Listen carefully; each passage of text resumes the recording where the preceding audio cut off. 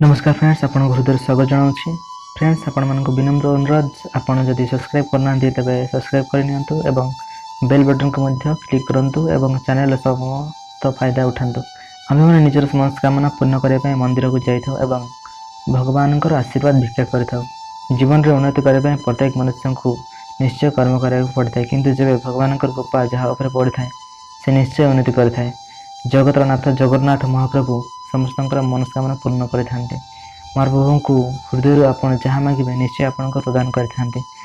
तेणु आपण को बाहर दिन किसी उपाय करा पड़ो जहाँद्वारा आपंकर मनोकामना पूर्ण निश्चय होता है।